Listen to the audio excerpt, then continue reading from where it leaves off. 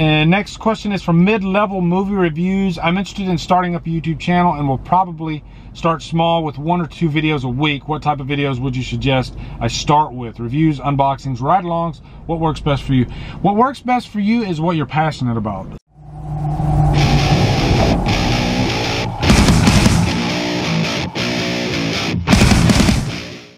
What is up, guys? We are going to pick up Venom. This is the first Drumdums Drive that I've done in quite a while, actually, so I'm pretty excited about this. I looked at the cover art for the regular 4K and the Steelbook. I'm not sure, I might actually go with the regular 4K. I think that cover art looks a lot better, so we'll find out when we get there. And I don't want to drive, because some of you have gotten on to me about driving while I'm talking, and I'm having to hold this because I got my vlog camera here, my Canon G7X. So I went to Instagram. Let me pull this up real quick. And I posted a video on Instagram, and I said, if you guys ask me like YouTube related questions, because I'm getting a lot of people with, you know, starting out on YouTube with their young channels, and they got questions. Some of them are like, I'm not getting the views, and I've been doing this for a couple months. So I figured I'd talk about some of that stuff. So I'll do that after I actually pick up the 4K, and then I'll go park, and then I'll answer your questions. Yeah, it looks like I got some nice questions right here, so we're gonna answer some of those. That'll be a lot of fun. So anyway, on to Best Buy.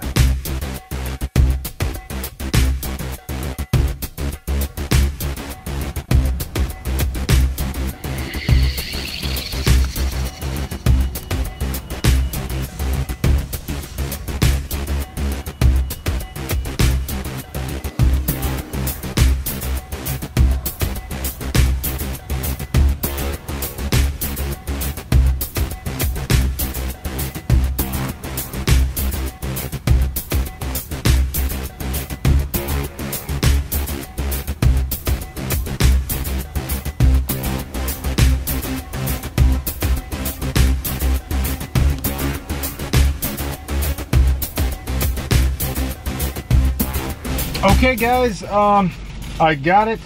They sealed my freaking bag here, but I got some Christmas gifts too, but I'm not going to show you those, but I will show you this. I decided on the regular 4K because it has this, but it also has an alternate cover, which is nice.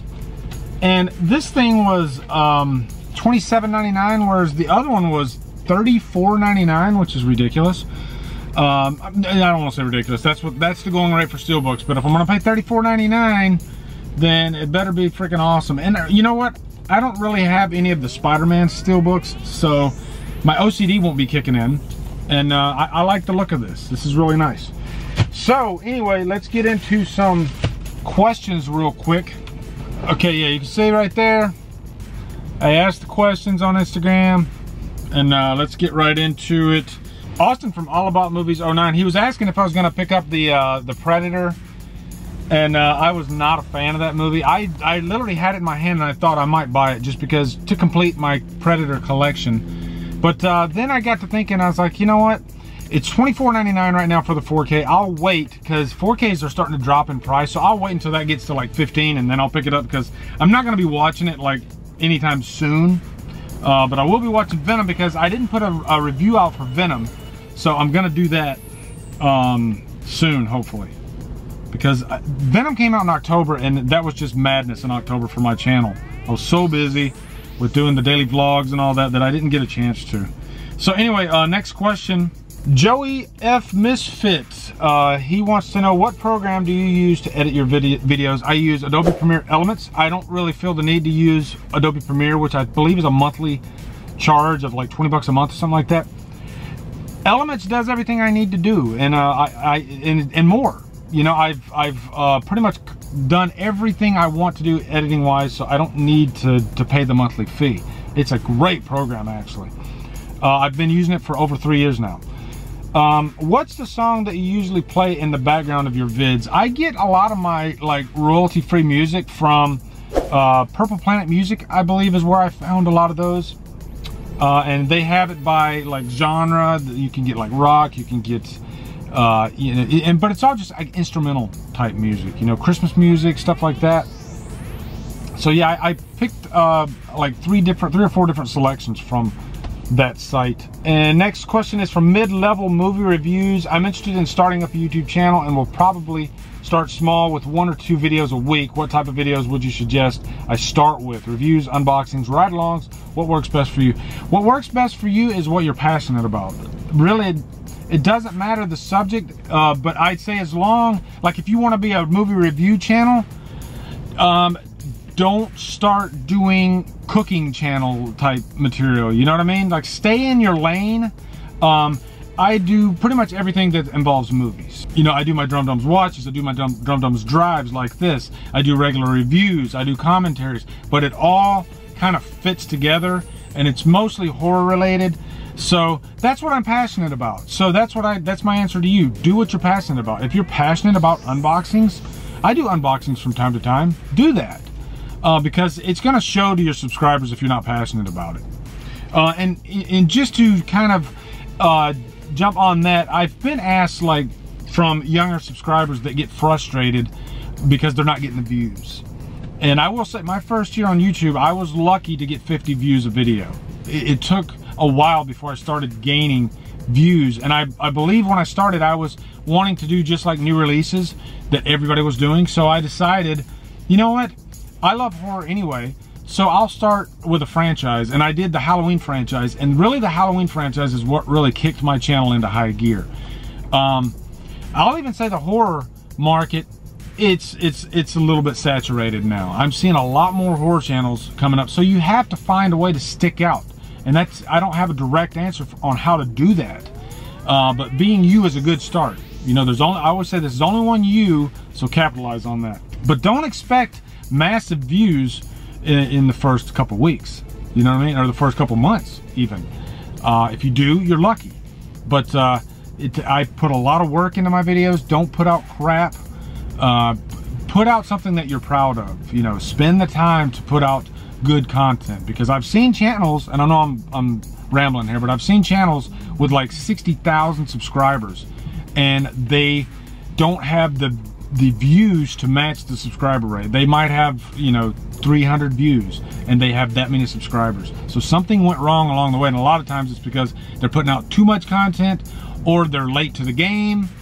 You know, say like they put a Last Jedi review out after a freaking sea of Last Jedi reviews. You know, unless you're a brand and you've built a brand for your name and your audience wants what you're going to put out, it doesn't really matter when you put out the review. I've waited weeks to put out reviews and still get, you know, good views because I've built a brand. So that's something that's important too.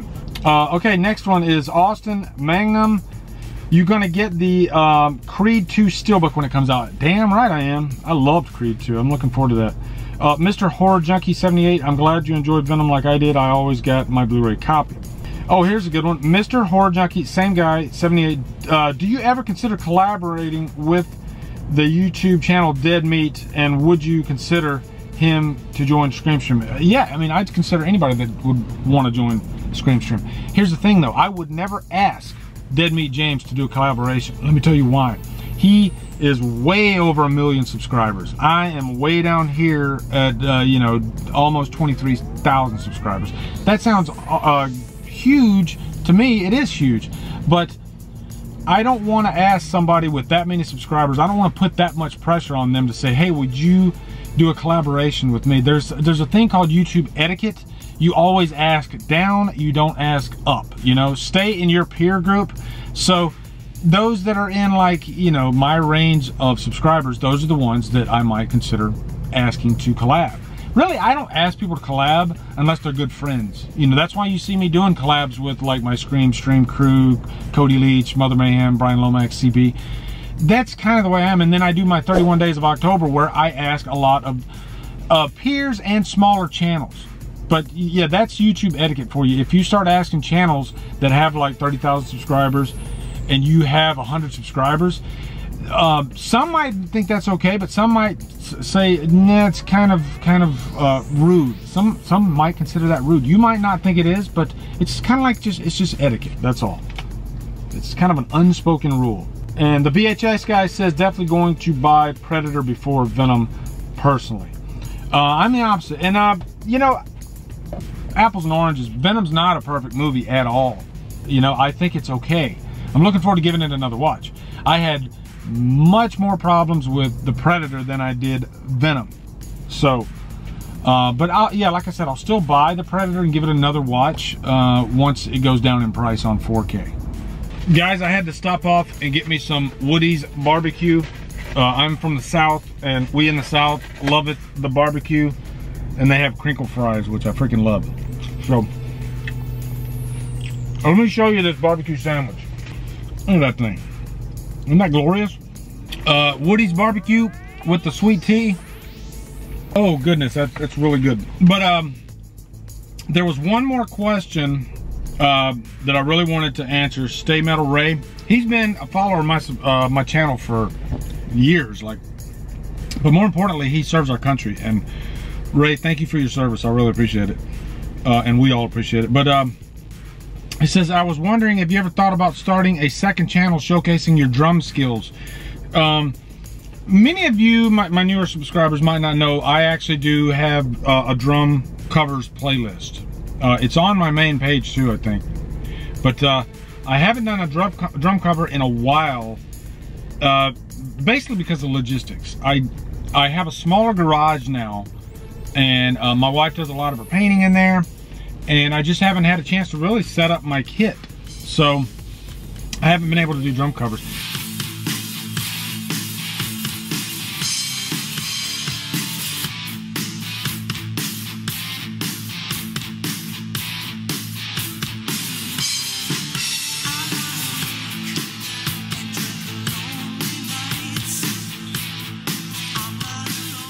But as far as like a second channel, no, I don't think so, because my channel keeps me so busy with that and having a family and a full-time job.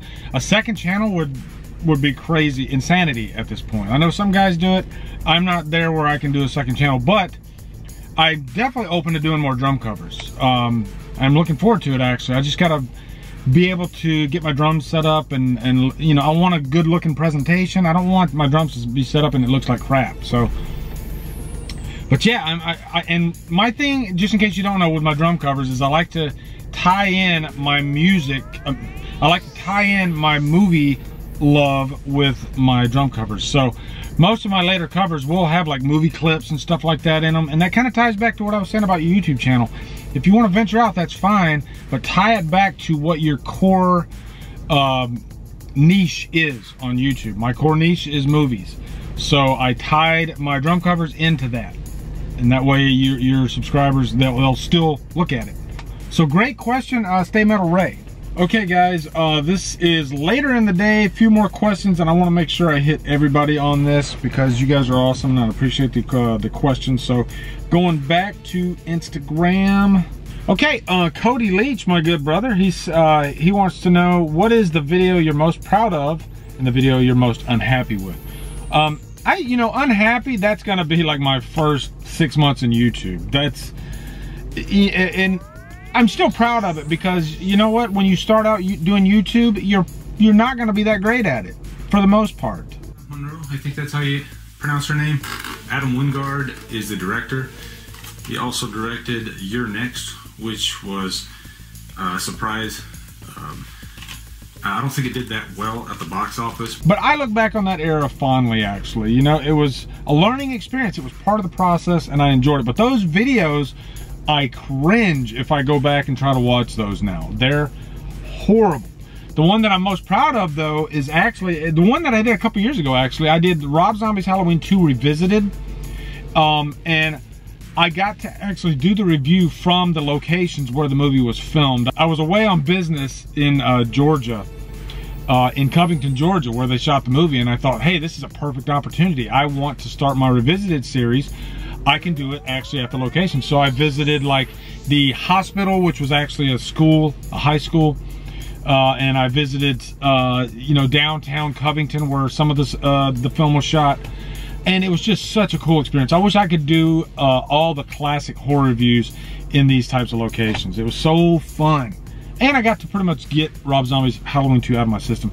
Really all of my Halloween Revisited series, I put so much effort into those reviews that I look back on it and I miss doing it, and I was proud of it. You know, I think when you're proud of something, you tend to miss it. So there's the answer to that. Fact Feature Official says, what movie did you enjoy reviewing the most? Well, he just asked me that, Rob Zombie's Halloween 2.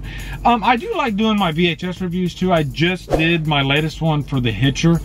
My back is killing me from that review though, because Jolene is about 100 pounds. That is a heavy ass TV. It's a 1983 Color Track 2000. I had to slide it from my closet into the front of my display. Words are hard. Because I wanted it to look nice, you know, with the lights in the background and everything. Yeah, you know, I like VHS reviews because it's something different. It's something I've never seen anybody do on YouTube, where I actually use footage from the actual movie on the TV screen. You know, it was just from a VHS. It was actually fun. So there's another answer for that one. Nick Babb says, what's your favorite installment of the Friday the 13th franchise? Most of the time it's going to be part 4. I love part 4 and part 2 the most, but part 4 usually takes the title. Nirvana Samurai says, are you looking forward to Slipknot's 2019 album? Yes, I'm a casual Slipknot fan. I enjoyed pretty much all their albums I've enjoyed. So yeah, I'll definitely check it out. Saw them in concert actually a couple years ago, and it was amazing. It was a great show. J Movies Media, tags. How do you do tags or figure the best relevant ones to use? I find tags to be a difficult task. Are tags hard for you? Got to give a shout out to Cody Leach, because I've always done tags, but Cody kind of helped me out with tags a little bit, because if you, and I hope Cody, I don't think Cody would mind me saying this, but you know, and this is something I've always done. Any movie I do, in the tags I put you know, I put horror, I put the movie title, and I put review, and then, you know, but another thing you can do is you can actually, you know, tag an actress that's in the movie, tag different ways of saying the movie. Really what you want to do with tags is think about what you would type in a YouTube search. So say The Hitcher review. Of course you're going to type in The Hitcher review, type in Hitcher, type in horror review, type in thriller. Anything that you think somebody might type in that search bar is what you should put in your tags, and fill it up as much as you can, because you'll notice if you type in The Hitcher review, I'm probably in the top 10 there, you know, and that's your goal.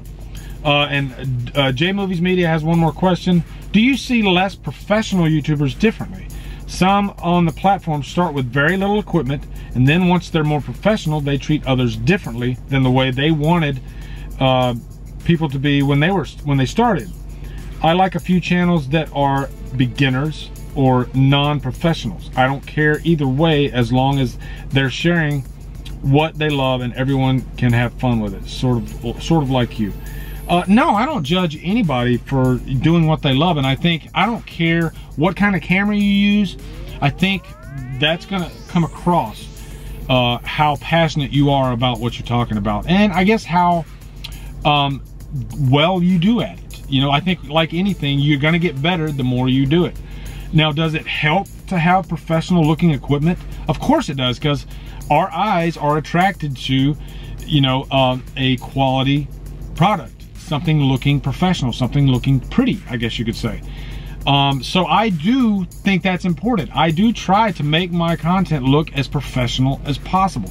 But having said that, I've seen really professional looking equipment, but if that person behind that camera can't deliver a good review, can't talk, can't be eloquent, I guess, like I'm not doing right now, then they're not gonna do a great job. I don't care how good the equipment is.